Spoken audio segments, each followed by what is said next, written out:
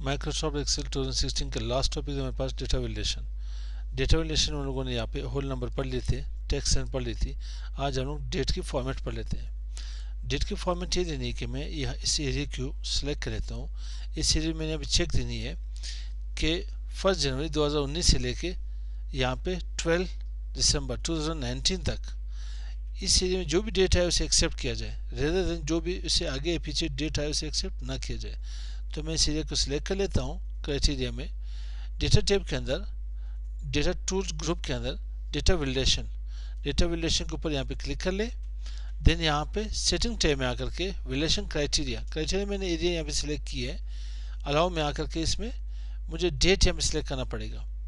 Data के पास क्या करना है, इन बिटवीन देना है या नॉट बिटवीन देना है, equal to not equal to, सारे इसके ऊपर चेक असाइन कर सकते हो। मैंने सिर्फ बिटवीन के ऊपर इन बिटवीन काम करना है कि 1 जनवरी से लेकर के 1 जनवरी 2019 से लेकर के यानी 30 दिसंबर।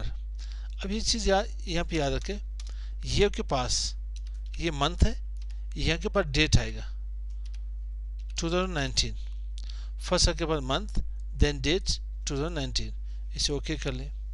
अब अगर मैं यहाँ पे फर्स्ट मंथ जनवरी 2019 कर लूँ तो ये एक्सेप्ट कर लेगा।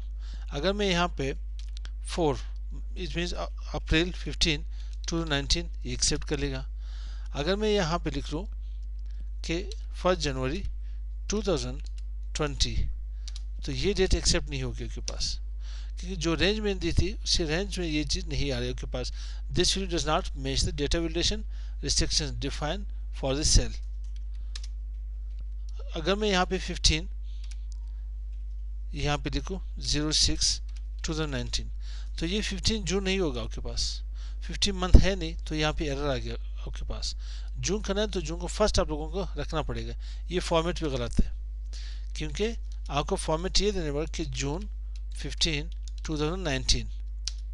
यहाँ पे डेट की फॉर्मेट ये is equal to today parenthesis start parenthesis close कर ले।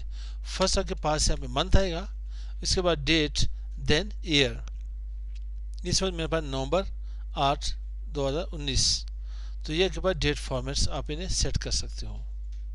तो मिलते हैं नेक्स्ट वीडियो के साथ। अस्सलाम वालेकुम।